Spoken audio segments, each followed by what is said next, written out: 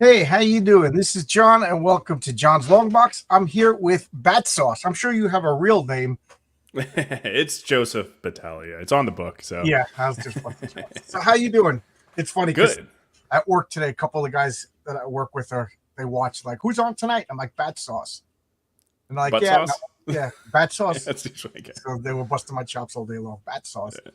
I was like, guys got Twitter handles. What do you want me to say? Yeah, it's smooth. I don't know. I didn't think about it too hard, and then somebody mistakenly said butt sauce, and I'm like, oh, okay. I should have seen that one coming. Well, this Twitter name was like auto generated. Mine Zentorian 2000.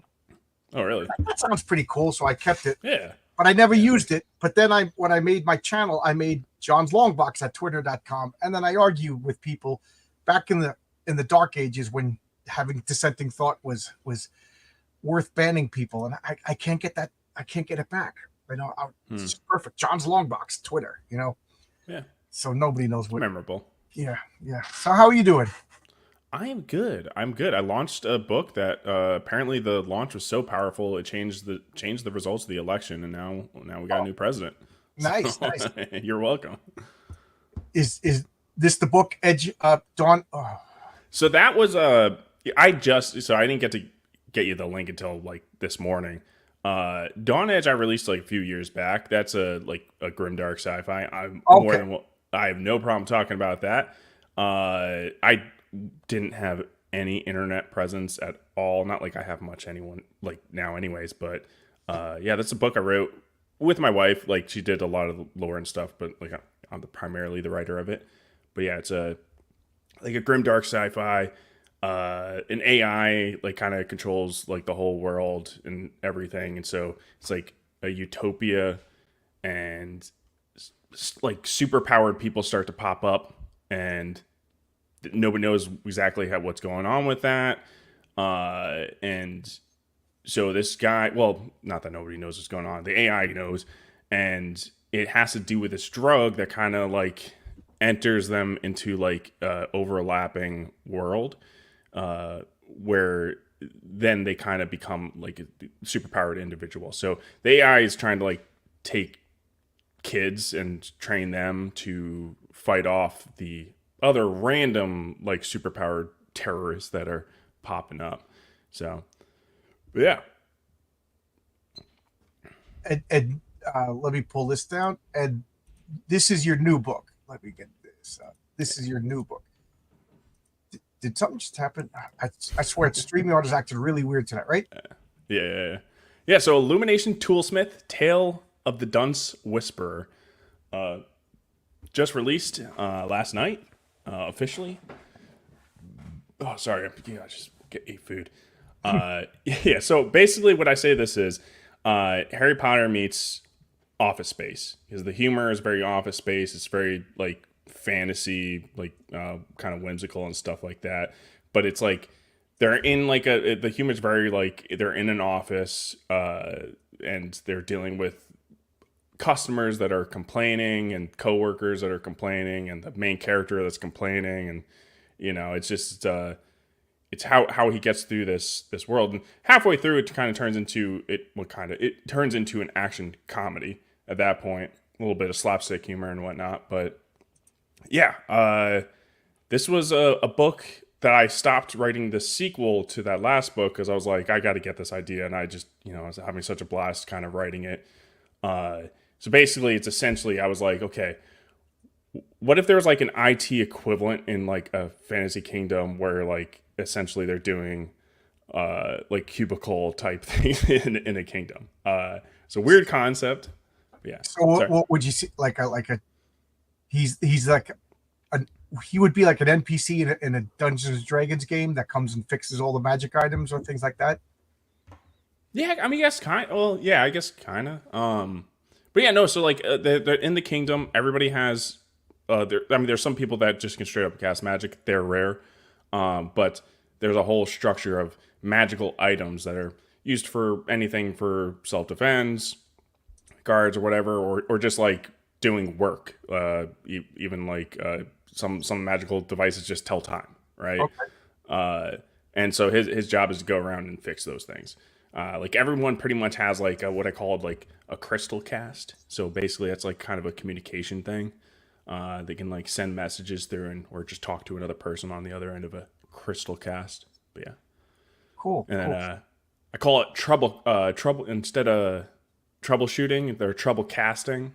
Yeah, and I got like a lot of play words and like that. Yeah. So, Illumination Toolsmith, is that like the name of the series, and the Tales of the Dunce Whisperer is the name of the book? Yeah, so that's exactly right. Like I plan on doing a sequel. I'm thinking about doing a comic if I can get this successful enough. I'm gonna do a campaign for an audiobook, and uh, if that gets enough, I'm gonna like I'll if I can get people eager enough, I'll do that as a comic, kind of a standalone, right? That doesn't. It would be a sequel, but not that like you'd require to read this to consume that one, right? So But yeah. let me. So how do you get on Amazon? Like, is this self published? Like Yeah, this is through Amazon Publishing, right? So it's so limited and so annoying. Like the limitations Amazon goes through, but it's basically you just get your cover and the dimensions, and it's pretty easy to submit, right? Uh, Through Amazon, but yeah, I don't know, they just it's KDP Publishing, I think is like the actual like terminology or whatever mechanism you go through. what do they print them on demand? Yeah, it's all print on. Well, so yeah, that's the easiest option. This one's print on demand. Yeah, so you order it from here. I don't have to do anything, right? I don't have to like check the website or anything, check to see if there's an order. It goes to Amazon's printers and it ships. And if you got Amazon Prime, it's free shipping. So that you're paying $7.99. Yeah. And so, but what? So like you write this book, and what do you hire an editor, or does like Amazon approve it or disapprove it, or does Amazon have an editor? Because I No, imagine just because I can write a book doesn't mean I can spell. Doesn't mean my book's any good or run on sentences. I'm just curious about this whole thing because I've got like 3 half-written novels that I'm like, I don't know. Nobody in the publishing world's gonna, because let's face it, the publishing world today is like, you're not a tiny lesbian midget, with from Zimbabwe or something that was, I mean, it's kind of a problem because anyone can put up anything. right, Like right. it doesn't. It could be not edited. It could be complete and utter trash. Amazon's gonna take it, right?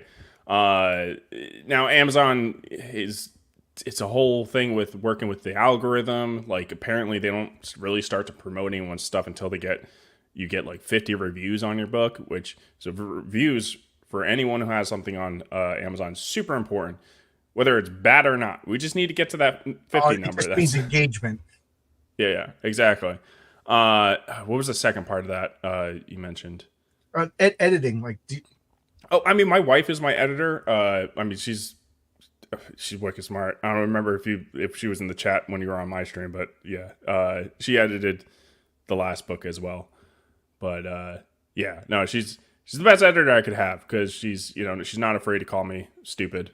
And we get in plenty of arguments when we're see, because I know a few people that they're like, oh, like I'm a published author, and then oh, you just put it on Amazon, like Yeah. I like there used to be like Random House Publishing and stuff like that. I'm not putting them down on Amazon, but I was like, is there a vetting process? So like I could finish my books and put them up there. Yeah, so it's like self-published. I mean, you're completely right. When you're like a published, it means you got picked up by a legitimate publishing office because there's also a lot of the world of novel things. It's like trying to avoid scams like left and right because there's plenty of like publishing companies out there that don't do anything. They're just looking for people desperate to sell their book and to give them a couple dollars, give them a couple $100, and they'll like put it on Amazon. They'll be like, okay, cool, we did our part, and it's like, thanks, dude. You didn't do anything. But yeah, you mentioned like to try to get into the publishing like world, like in today's age is like damn near impossible. Right. I did it in college. When I was in college, I was super pretentious, and I wrote these pretentious novels, or at least tried to. And then we took like a whole semester on like trying to get published. And now it's just like I'm looking around and like, oh, the Indian girl got accepted. This guy, and like me and this guy Bernie, the two white guys, like, so. But it was funny because with my last name BUA, a couple of people asked me what my ethnicity that it was, and I was at the time I was just like, I'm not lying. I should have lied. I know. It's crossed my mind way too many times. And so it was really bad. Like when I was publishing when I was trying to get the last book out, and I did try to go the publishing route, which is like you have to try to convince a literary agent to try to pick up your work, and literary agents, and this is a ridiculous whole like gatekeeping setup that they have. They'll have like a list of things that they're looking for, right? Maybe the literary agent isn't looking for fiction. Different literary agents specialize in different things to sell whatever book to whatever publisher, right? But like when I was looking, you couldn't find on anyone's list without a check mark being like, we're looking for people of color. We're looking for women. We're looking for, people, the LGBTQ community. And it's just like, they might as well just written out straight white men need not apply. Like, I'm talking about this was the 90s when I started, I started and stopped, my whole literary illusion lasted about a year, but it was bad in the 90s, and I can't believe I'm about to say that was 30 years ago, Yep. So I could only imagine.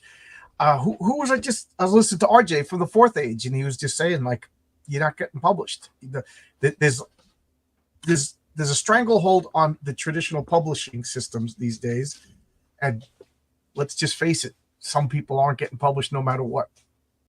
Well, and now we have so many people with social media that already have built-in audiences. So if they're just going to contact those people with the built-in audiences and be like, hey, you want to write a book, or you want us to have somebody ghostwrite a book for you. So it's like, why go to, honestly, it's like, why go to a person like me? It's like, I don't have a built-in audience. Like, they're better off going to somebody with like 20,000 subs on YouTube. Why not? Right. Would I use Amazon in the future? Sure. Why not? First, I'd have to go dust off these. It's funny is they're on 3x5. Like they're not floppy disks, but they're 3x5 disks and they're thick. I would have to buy an old, drive to get these manuscripts out. It's like they're on outdated technology, and then I'll probably open them up and they probably don't even work anymore. There's companies like Ingram Sparks, which I will be getting this book published from Ingram, or printed from Ingram Sparks, to have a cheaper, like not cheaper in quality, but a cheaper priced book that I can sell to people in person or whatever. It's a company a lot of people use. Ingram Sparks, pretty popular. And so you can actually hook that up to Amazon. So the book wouldn't be coming from one of Amazon's printers. It'd be coming from one of Ingram's printers, which is going to be a much better quality. The only thing is, like, Amazon does some shady stuff because they don't want you to use them. But overall, it's a much better quality book. Which is an option. So like if you were to like go and order from here,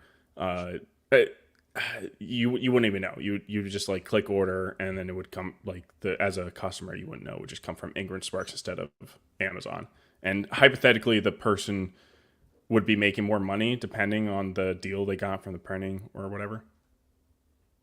Yeah. Cool. Yeah, I think it was called the zip drive. It was a 3.5 like semi like, it's not a thumb drive, but I'm saying all my manuscripts, I saved them on the technology of the day, and it's obsolete, and then I never thought about it. I literally never thought about it until today when we were just talking. So I gotta see if this even exists. They were like, so it sounds so pretentious when I say it out loud, but we had to write something. My writing coach was really, really cool. He's like, write something that nobody else is writing. I was like, what are you talking about? And he's write nobody else. So I wrote a great comedy, like a play that was supposed to be a great play. How pretentious was that? So I wrote a play. I thought it was. Hey, write whatever you want. Then I wrote a screenplay for And Alexander the Great movie and the Yellowstone movie came out, that pretty much destroyed Yeah. any interest I had in that book. Where is this going to go? So I wrote like a bunch of historical nonsense. And then, Okay. It's not me. I guess you're roboting really hard. Am I oh, roboting, chat? no, you're fine. Oh, okay. Yeah, I don't know. Something's going on with your. You've been like glitching. So I've been trying to like. Yeah, I can hear what you're saying, but it's like difficult.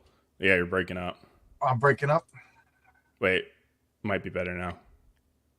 How's everything now? I think that sounds good. Sounds messed up, yeah. Mr. Robot. Any good? Yeah, Bad? yeah. I think you're good. I think you're in the clear. Yeah, it was just. I It was don't know what's marking out going bad. on, guys, but my StreamYard account was weird. A couple of my apps on my phone were acted weird. I my conspiracy sense is tingling. So, we just had an election yesterday, and now everything's strange on the internet, and everybody's blaming the internet for a certain Mr. Guy getting elected. So my conspiracy sense. But I was saying, I wrote these real pretentious historical, Alexander the Great documentary, not documentary, screenplay, and a Greek tragedy. And I started writing like it sounds so pretentious when I say it alive. Is it still bad? No, I'm hearing you clear. Okay. And then I started writing basically Moses and Aaron arguing about the who's going to lead the Hebrews back. So they're having this weighty theological discussion. Like if you read the Old Testament, there was a real movement between who should they follow, the prophet, or they should follow the high priest. Aaron being the high priest, Moses being the prophet.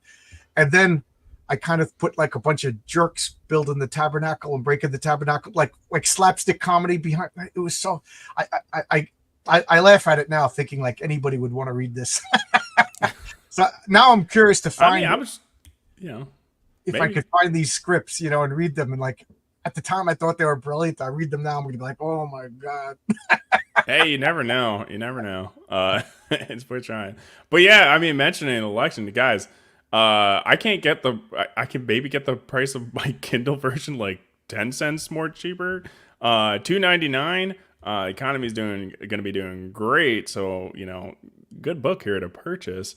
I'll make like a whopping like 20 cents off of it. But yeah, no, Christmas, I really wanted to get this out like around now because Christmas coming up. You got anybody's reading? If you got anyone who works IT, like period, they need to read this book if you read or work IT, because this is like that's primarily what this is. I worked IT in the military for years and outside the military. What That's my branch of background. military were you in? I was in the Marine Corps. Yeah. Okay. And so I mean, it's not just like you have to be IT. Like there's not like computer language or anything like that you're going to need to know. But like anyone's worked customer service, like big time. This is going to be a huge cathartic like experience for you. Just I've worked help desk for so many years. I have just way too many stories and type of people that I've ran into, and they've it's not like I'm alone on meeting these type of people. So you can experience it again in a not hostile like situation. Would you say, is this all ages? Like, is this for young adults? Is this for? Yeah, I mean, I would say all ages. I would say like you're 13, you're definitely fine. Right? Like there's no blood in it. Like it's all description. There's no blood in it. There's no cursing in it. But yeah.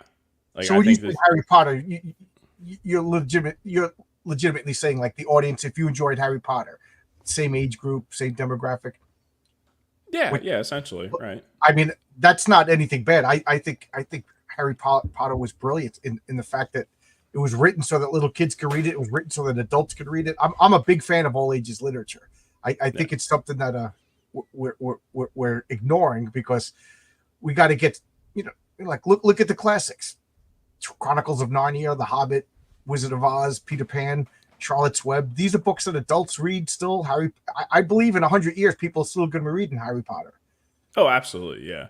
And I was like, I thought about that, like about like 10% way in the book. I'm like, okay, because I like raunchy humor of, see, I'm in the short bus, right? I like raunchy, stupid slapstick or whatever, Yeah, dark humor. But I'm like, would that enhance the story? And I'm like, no, it fits way more like an all age type of story. So I made to keep that tone like going good. through. But yeah, like, okay, so like for an example, like the type of comedy you're gonna get in this, which, uh, yes, you could read this as younger, but like you're gonna be able to relate to it more as older. Like I said, like anyone who's worked a customer service job, this guy, he's fixing all the magical tools for like the guards or just any type of logistics or something like that.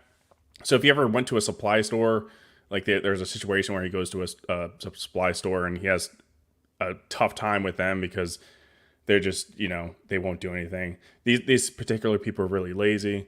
But yeah, no, they like there's a chapter. It's called blaming the distant end, and that's like it's not solely like something in IT they experience, but like you get an issue and you just blame the other guy on the distant end. You're saying, oh, the issue's on that, right? So go talk to them, so I don't In have to deal with construction, it. we have a thing. We blame the guy who just got laid off. Mm. You know, Yeah, that's a good one. Yeah. that was John's fault.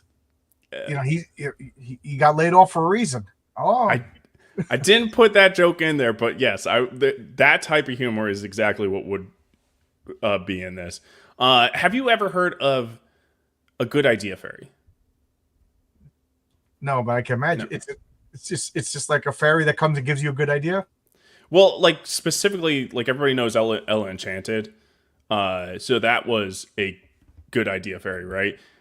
If you remember the story, she makes Ella obedient, right? So Ella has to do everything everyone says, and that is a good idea fairy, which is from like Irish or whatever folklore, like from back in the day.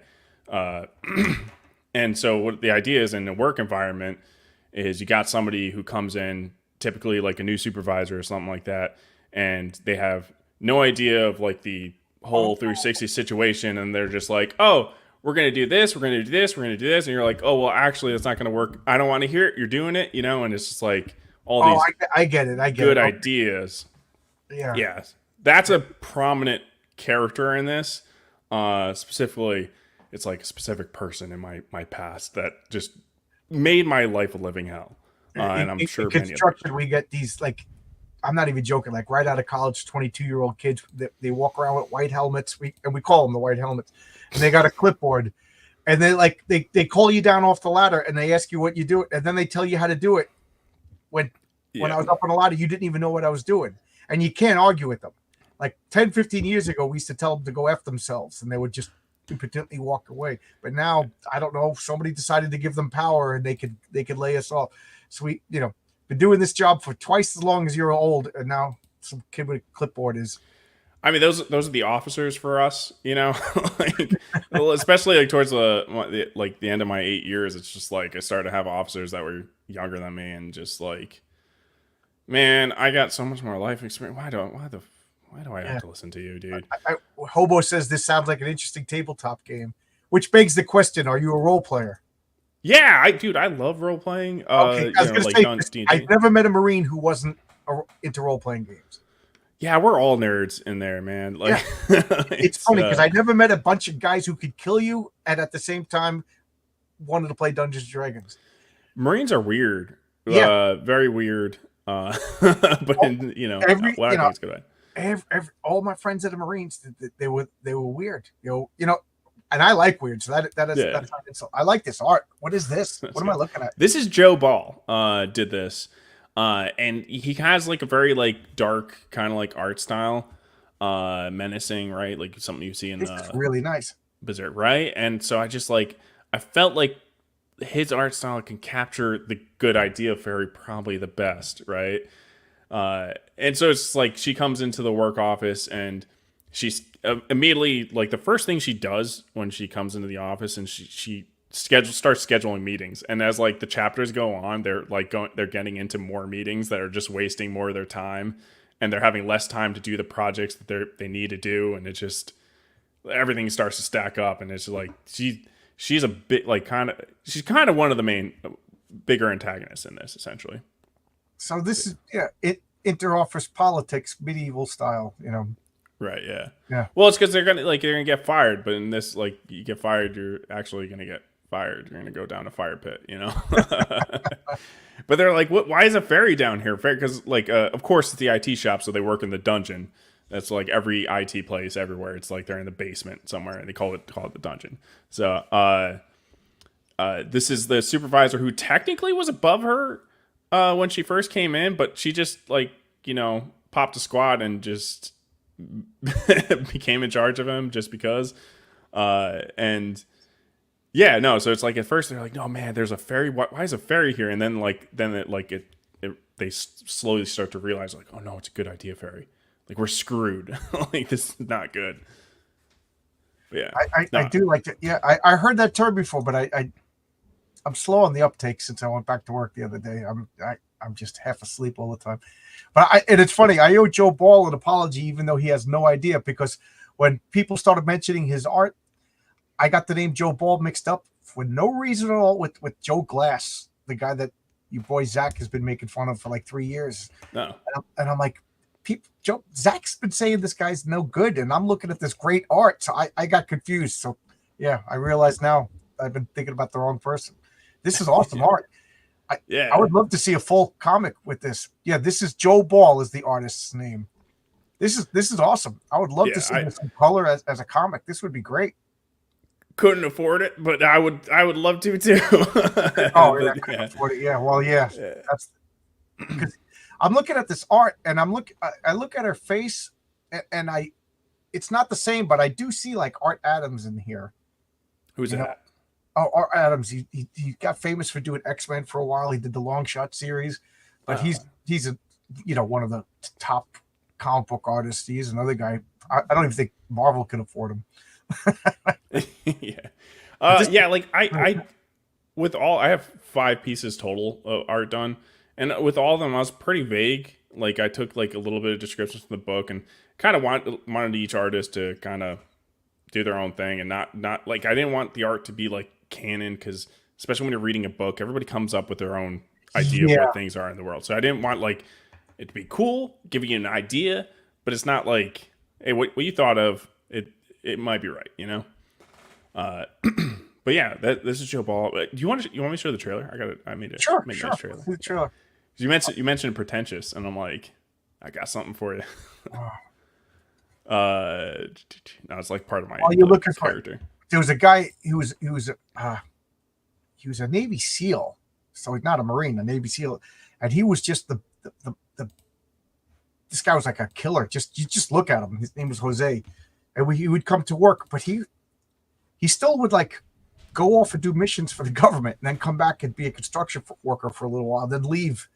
Yeah, he had special permission to leave with the shop, and he would just come in, be quiet, and he was the quietest guy. And he used to, like, people, they would mess with him. I'm like, he was built like a superhero. And we were all in an elevator one day, and this one guy was just busted his chops.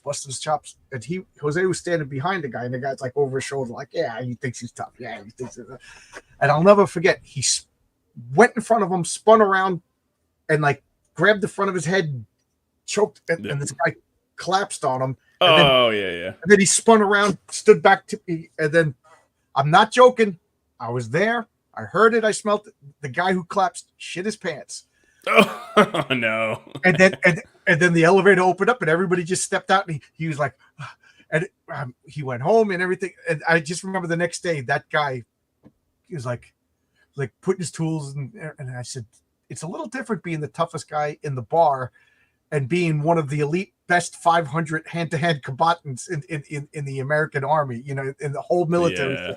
Like this guy, he, does like halo jumps and stuff like that. So yeah, some of those guys that are quiet, like, yeah, he's very quiet. They probably saw some stuff, and they don't, they just keep to their own. It's different breed, It's like, he went off, and I've never seen. I went to a different job, but I remember one day everybody was teasing me about playing Dungeons and Dragons. Like, oh, you're 50 years old, you still play Dungeons and Dragons. And then Jose just walked up to me and like got like real close to me. He's like, do you play Dungeons and Dragons? And I'm like, yeah. He goes, we got to talk. And he starts talking about his characters and everything like that. Like he says, there's a lot of hurry up and wait in the military, and he says you'd be surprised how much Dungeons and Dragons. And after that, it was great because nobody teased me about Dungeons and Dragons anymore. Well, it's popular now. Like it jumped up in popular. This was a while ago. This was when it, I never course, had a problem admitting my nerdy stuff. So what's this now? So this is the trailer that I made for it. Okay, I'll make it big. What is that? And how do we determine if something is such?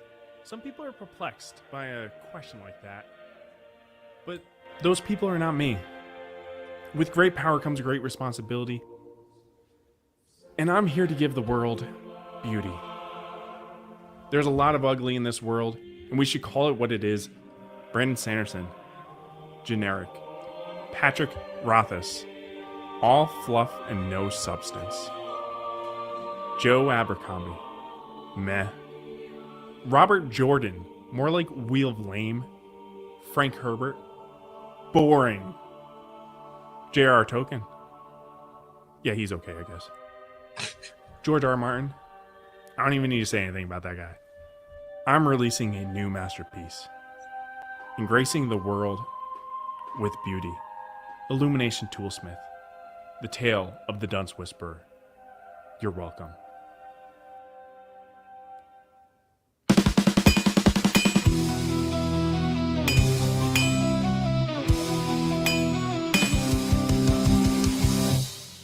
Kingdom where the troubles grow. A man on a mission got a heart of gold. With a hammer and a smile, he's ready to roll. Fixing broken dreams, making stories unfold. Hey, hey, he's the problem solver. Yeah. I got nervous when you were going to say something bad about Tolkien. I was like, I got to end this. You can't. I was like, I mean, like it's one guy. There's nothing to like, make fun of right there. Do you really dislike Brandon Sanderson? I've never. I love Brandon Sanderson. Oh, okay. I got guys at work like, you got to read Brandon Sanderson. I'm like, I don't want to get into anything else. I do not need another TV. Yeah, no, I'd highly recommend Brandon Sanderson. It's like you're mentioning, like, it's like it is one of those things. It's like, yeah, you do like feel like pretentious, like especially when you just shilling things in general, like kind of feel like pretentious, like who am I? So it's like I just personified that, and I was like, I literally Googled like what's the douchiest thing you could wear, and like we came up with turtleneck, beret, and just went with that. So yeah, I'm trying to think. I'm not gonna read what's his name, R.R. Martin, Game of Thrones until that guy finished those books.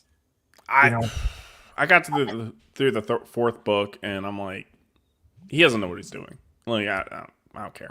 I want to. I mean, I like the first couple seasons of the show. I liked it a lot, and it's right up my alleyway. I like a lot of details and fake history and grand story.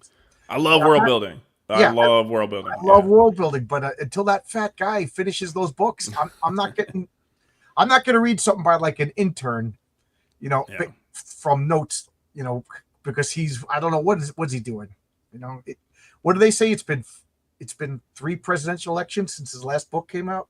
Yeah, something like that. But yeah, important to note that this is not one and done. This is a complete book. It's like it doesn't like you got a story. You see the end of the story, right? Yeah. Like maybe you'll see the characters in another venture, but like if there's never a sequel, like don't worry, it's a complete story. Oh, good. I like that too. Joe Ball is a great artist. Yeah, I'm so embarrassed that I mixed him up with somebody who shouldn't be mixed up with anybody talented. Yeah. I used to get shit from my punk friends for playing D. That's funny, the punk friends, because punks were the ones who got like that's the whole thing about punks is they were ostracized, so they did what they didn't care to do. Like punks shouldn't be making fun of anybody.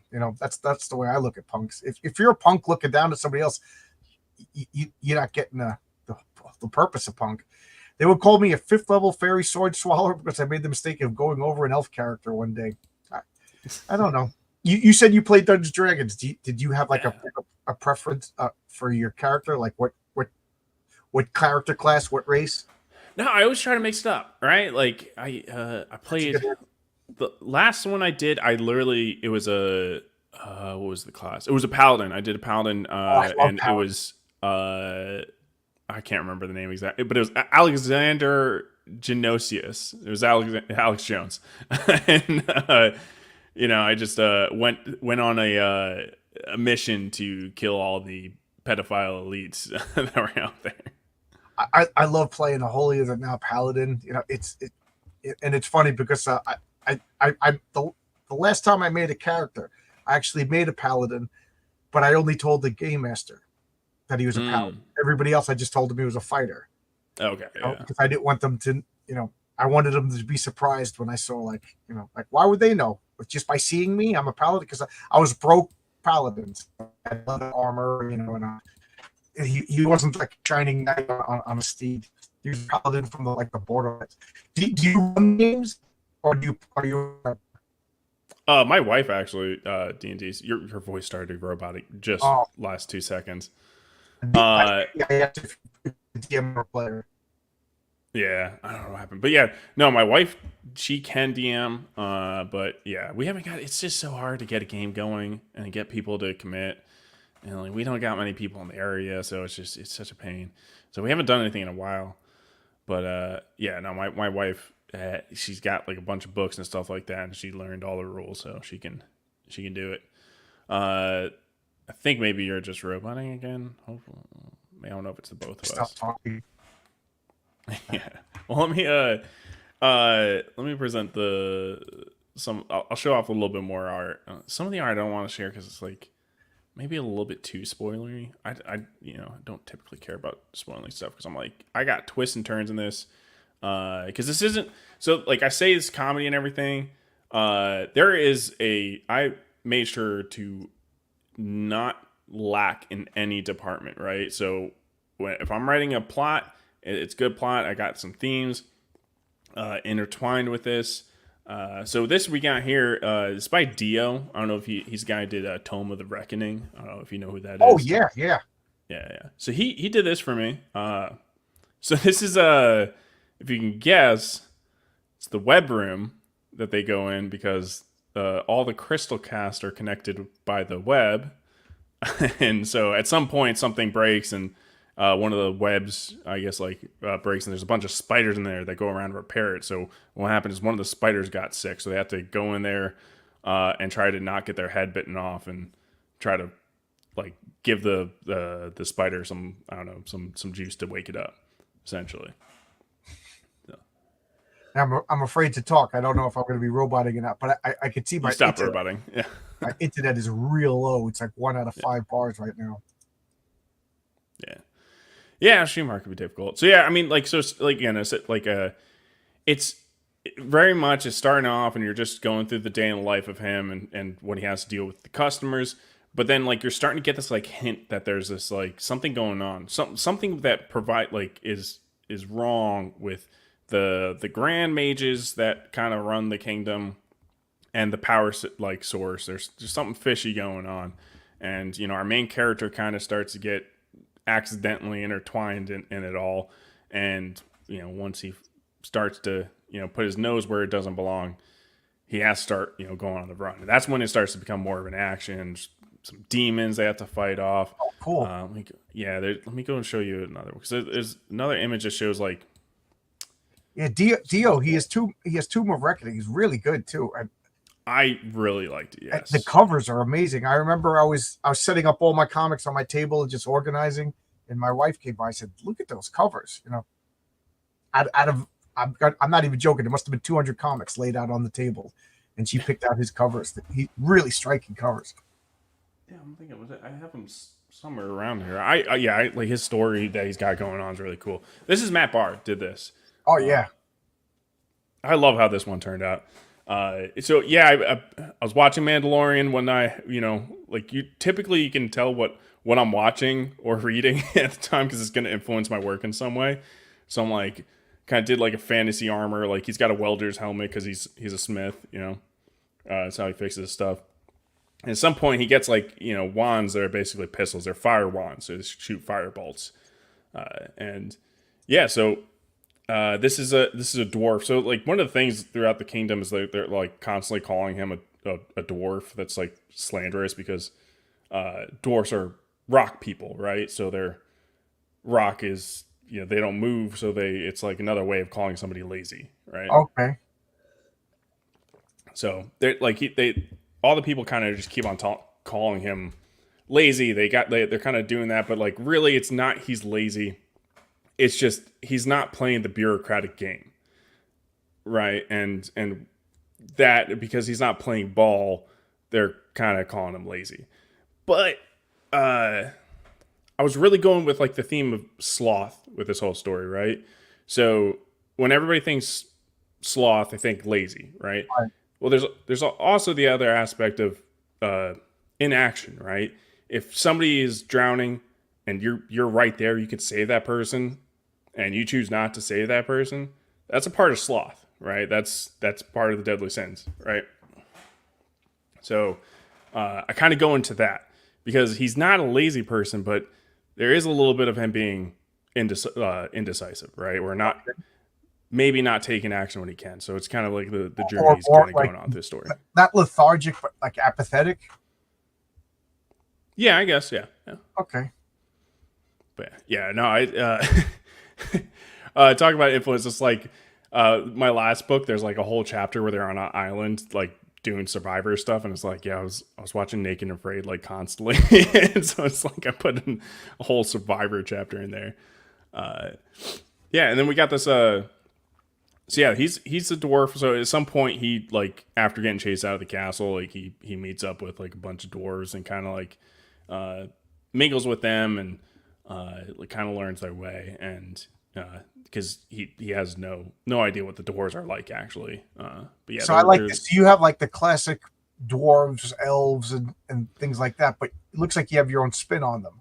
I need to be different. It's I like that. There's also elves are briefly mentioned in this. There's a lot more in the world that is not in the book, right? Because I got another book series planned that's in the same world. Oh, cool. Years before. So yeah, the dwarves are rock people. They got like so it's like kind of lava veins going on. Yeah, they live in a volcano. So what race are all four of those characters right there? We got it's all human and the dwarf. Okay. Companion bat is this little bat Squeaks. But there is a mention of elves. They come towards the end briefly. And in my world, the elves are like bird people. That's my whole thing. People? Yeah. Oh, cool. That's different. Yeah, they ride giant eagles. So it's like the eagles come save day. Yeah. You want to. It's like when you have a fantasy comic or story or a novel. There's like tropes that you almost expected to throw in your book, but at the same time, you got to make it unique. Yeah, you can't not have elves. You can't not have dwarves. It's got to be in there. But again, it's just like I don't. It's like I do have like kind of a need. Not that it's necessary. It's a personal thing. It's like I'm like I gotta be different. I'm always trying to figure out. I don't have any plans for any fantasy comics or anything like that. But like I do play fantasy role playing games with my friends, and I don't like when they know everything before we play. Like it's got to be different. So like they expect dwarves, they expect elves, they expect gnomes and orcs. Yeah. But I change them up. So like it's funny because they're like these are orcs, right? I'm like, yeah, these are orcs.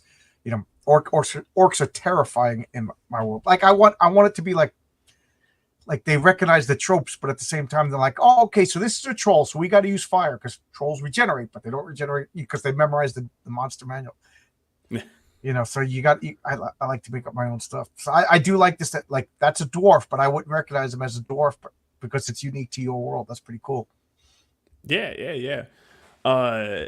What else is gonna say the yeah, so like for my sequel idea, because like I've actually finished this for a while now. It's just you got to make things perfect, but I like at some point I came up with like the perfect sequel, because the whole thing, right? It's called Tale of the Dunce Whisperer. What's dunce whispering, right?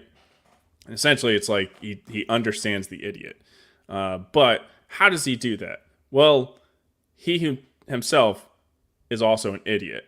but he's got self-awareness, so he can help fix people's problems because he knows what he would do as an idiot. So the other people that are He's too the far up, genius of the idiots. yeah, other people can't see it because they'll be thinking like rationally or whatever, and they won't see something that a stupid person could do to break something, right? Like I should have it. I don't know why, but I'm getting like a fantasy vibe of what the hell's the name of that book? Now I can't think of the name of the book. The Hitchhiker's Guide to the Galaxy. Oh yeah, I know. I like it. I mean, I probably could have emphasized my comedy a little bit,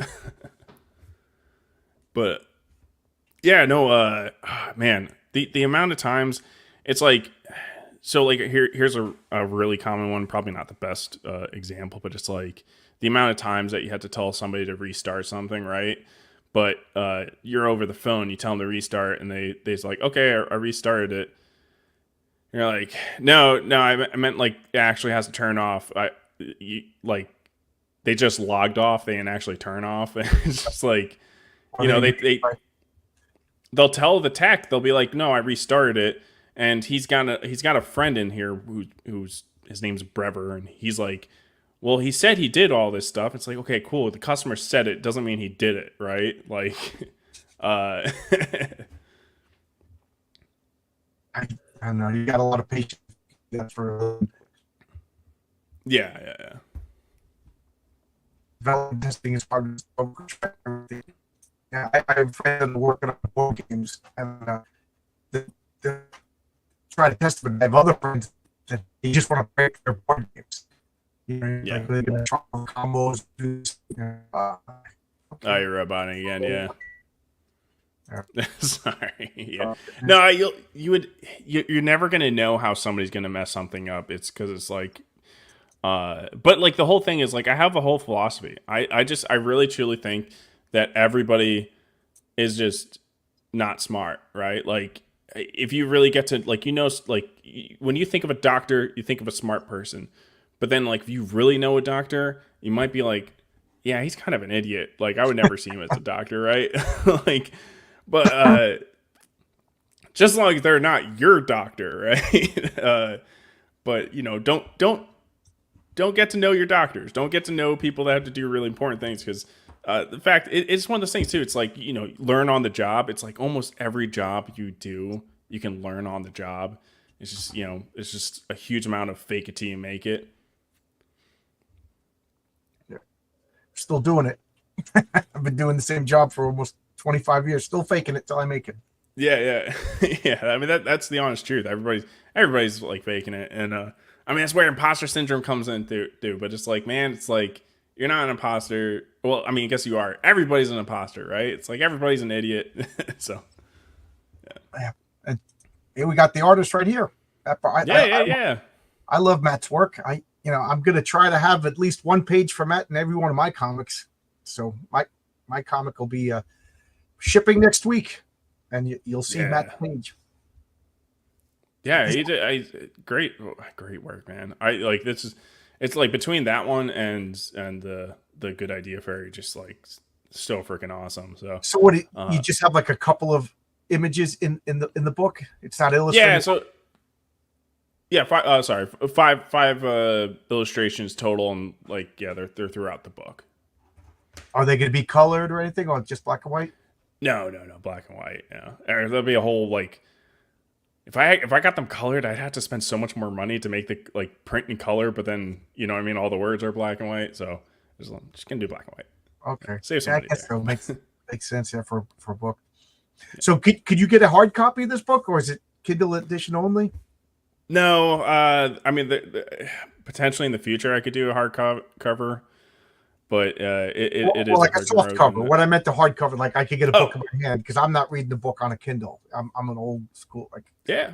Okay, yeah. If you the $7.99, that's all you got to pay.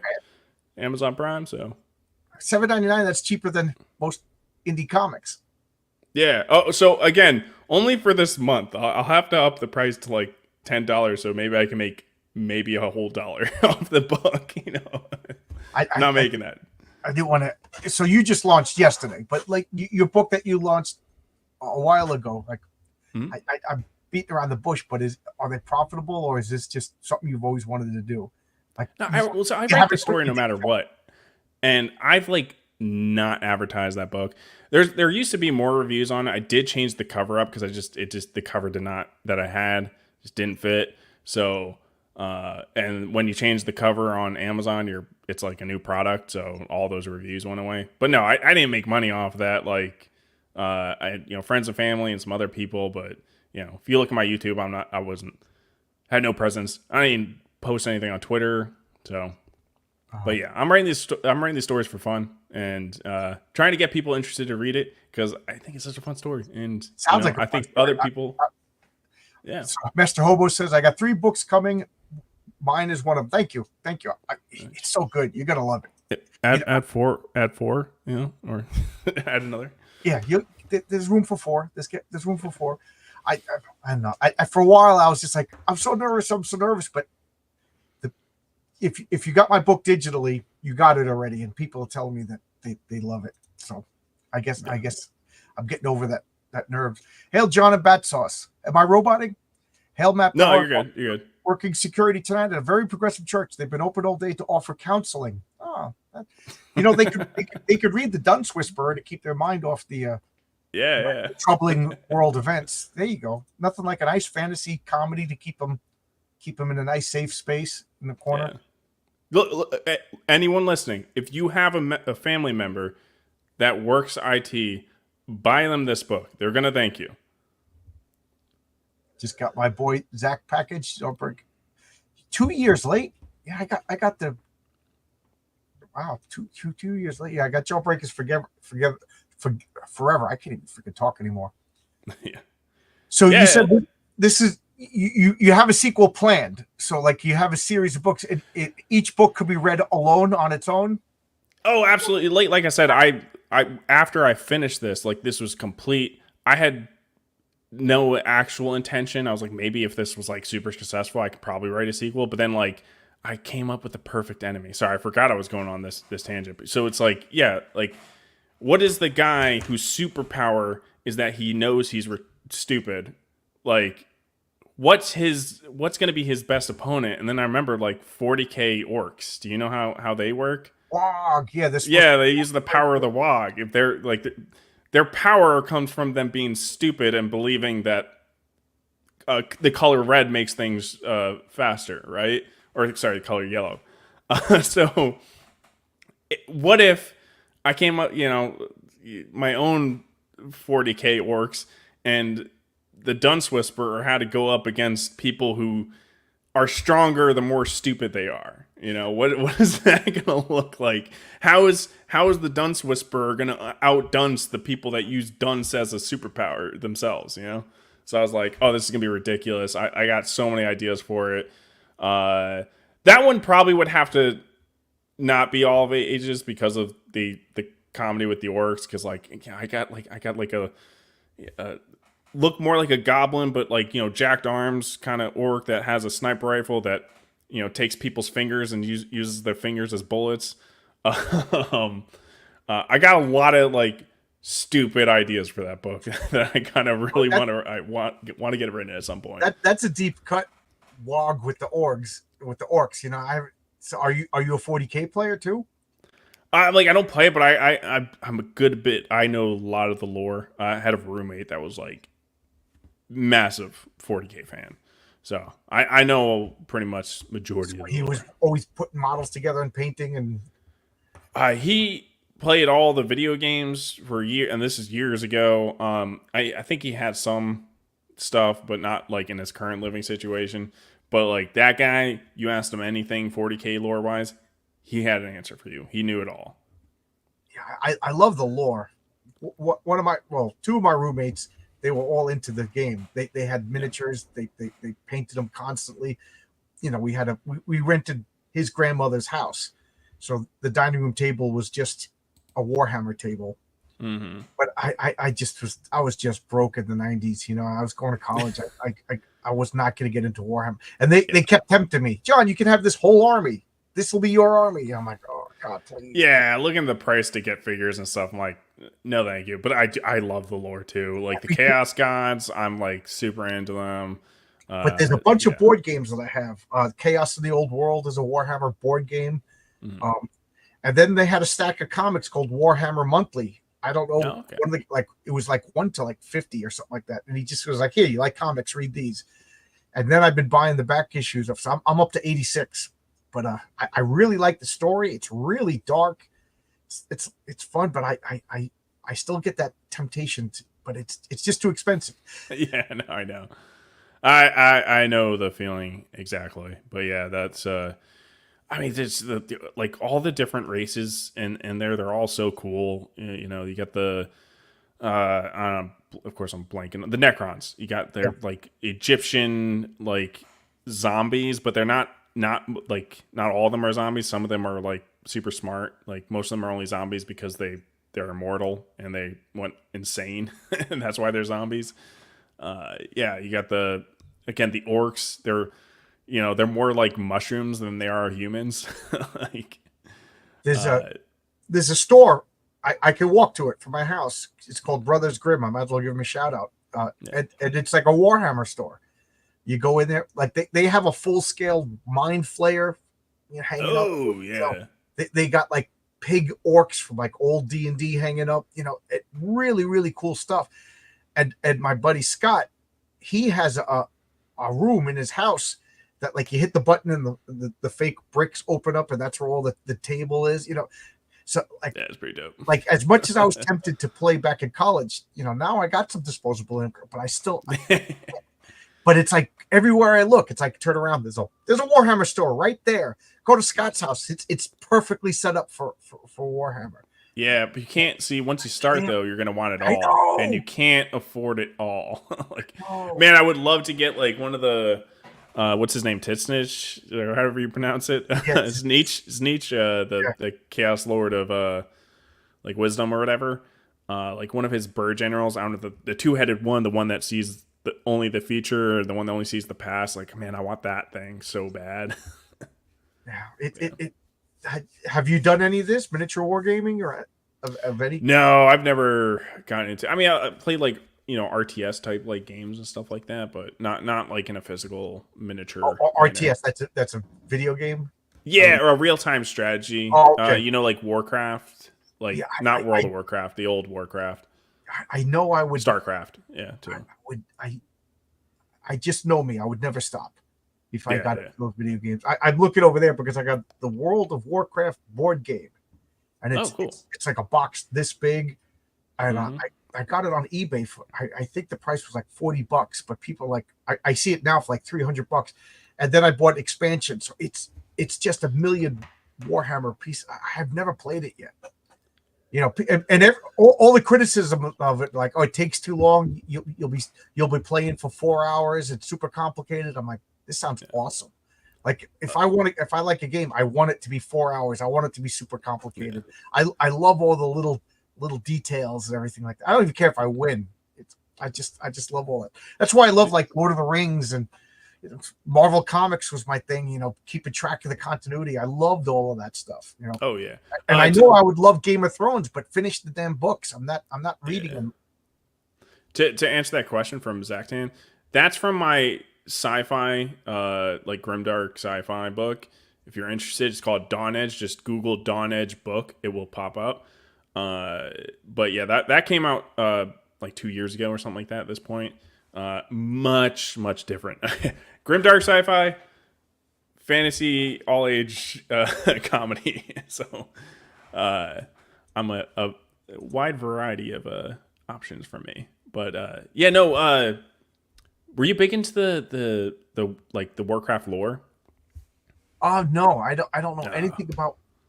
I was afraid. I was afraid to get into it because it looked fun. See, and what was the one before Warcraft? EverQuest. Oh yeah, that's how old I am. I remember EverQuest. Yeah. I remember the ads in the comic books was girls at bars, hot girls at a bar, and then the guy looking at the camera goes, "Thanks, EverQuest." Like this girl's boyfriend or husband is just ignoring her. So I was like, I have an addictive personality. I won't be able to do it. But this is Dawn Edge. This is where the thumbnail is from. Yep. George. Yeah. You got I talked about this with my buddy, the Ultimate Kahuna, my co-host. It's just like, and I think you mentioned I think you mentioned the same thing too, right? It's like when you're writing your first story, I don't know, it's like maybe just too many ideas, right? And it's I like, know where you're going. Yeah. Too many. I have 6 main characters in that story, but like luckily it's a novel, and I intended for it to be a long novel. Like this book it's like the length of the first Harry Potter book, which isn't bad, right? It's like 240 pages. Yeah, 240 pages. Oh, like hold it up. I just want to see how thick it is. Oh. Yo, okay, that's not bad. No, yeah, that's fine. So this book, much thicker, right? Dawn Edge, much thicker. It's like twice the length. But yeah, so it's easier. If I like the book, I want it to be a long book.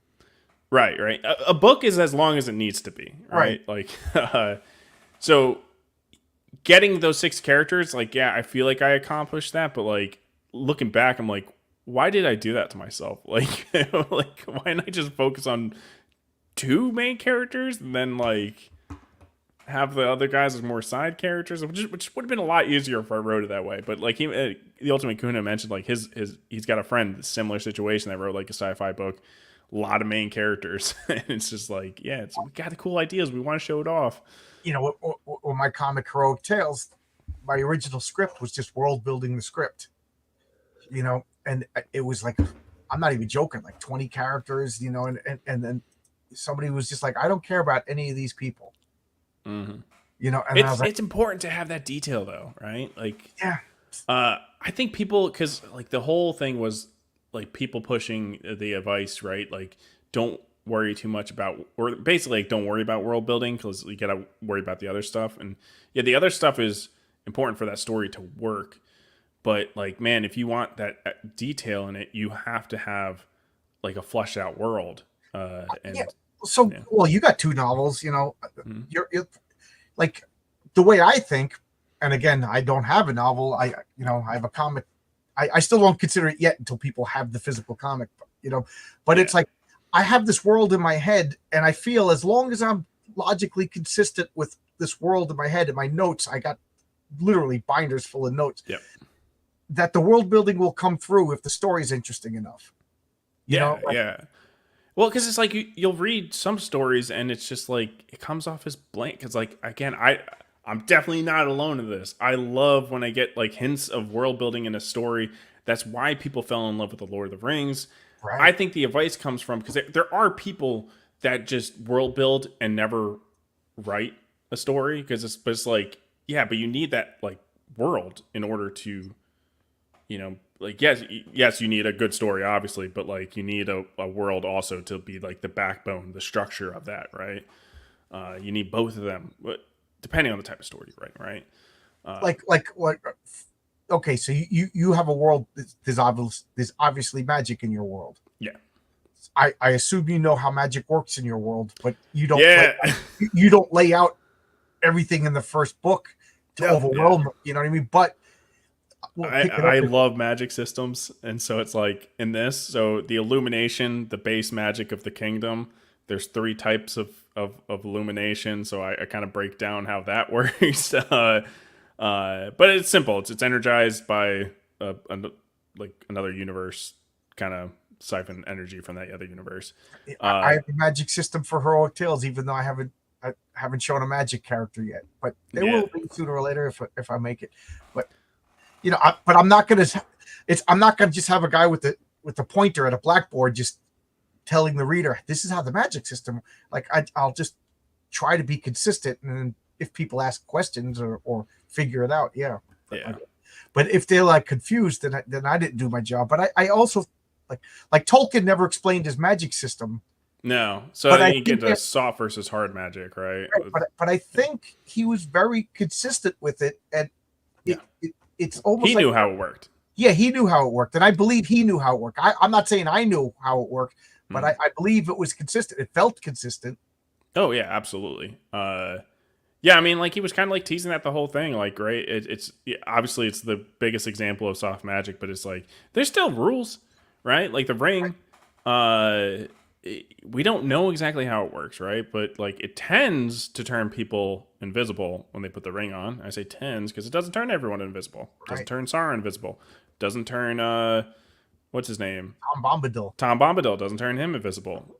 What if Gandalf put it on? Would it turn him invisible? I don't know. Token probably knows. Like, but yeah, like we don't know exactly what's going on with that. We know it's like part of going into the Wraith world. But yeah, like there's all this detail and stuff like that. But Like the dwarf rings didn't work the way Sauron wanted them to work on the dwarves. yeah, And I was talking with a friend, and I was just like, yeah, because dwarves weren't the children of Iluvatar. They were created by a Maya who right, yeah. and they weren't Oh, part of Valar.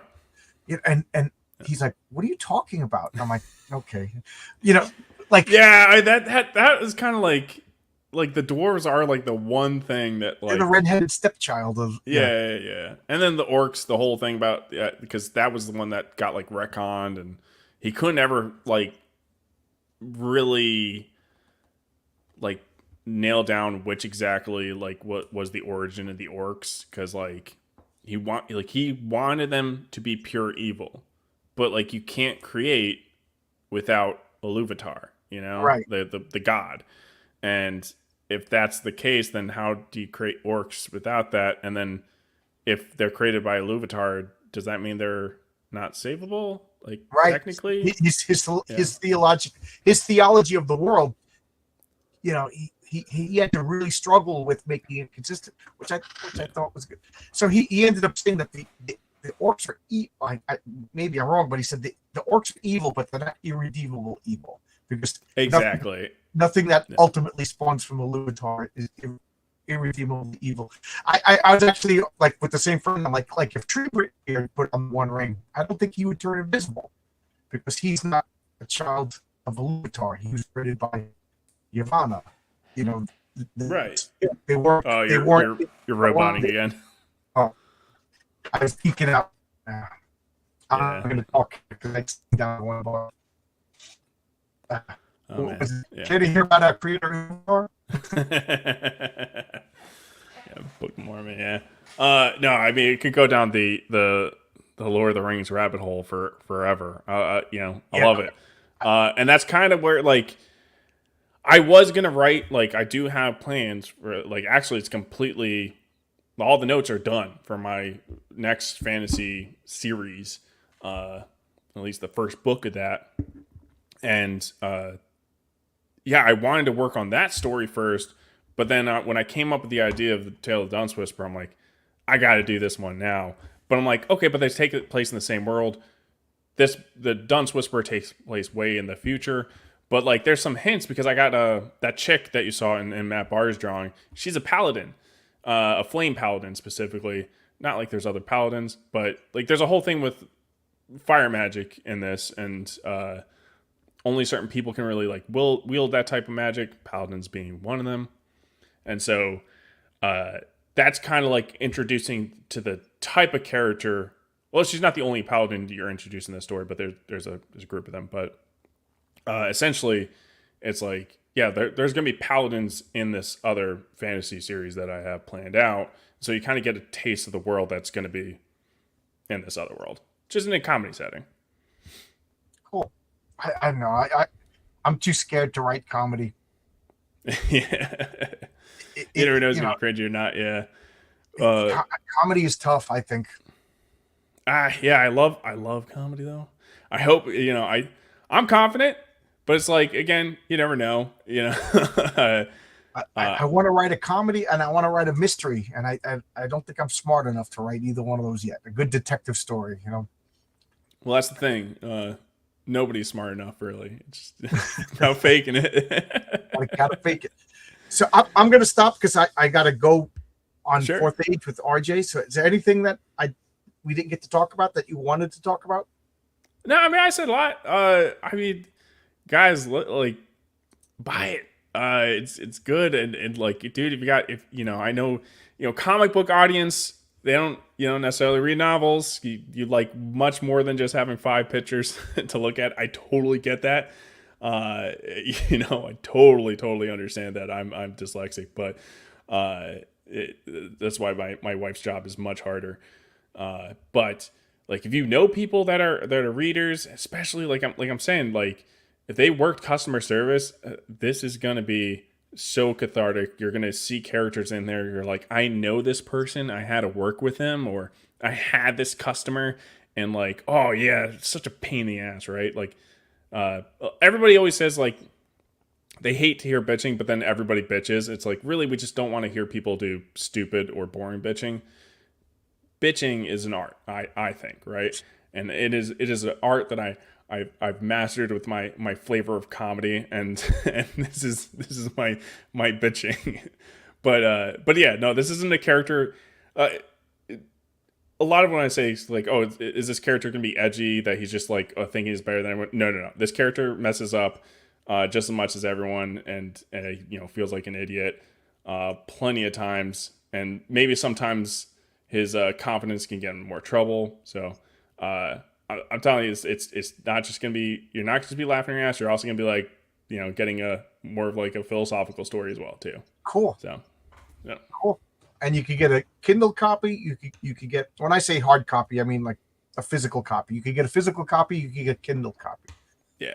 Oh, that's the basic. If you want to help me out for free, go on my Twitter and repost or like my announcement trailer. That would be huge. Just getting the word out to people that may be interested in the story, if it's not, if it's not something for you.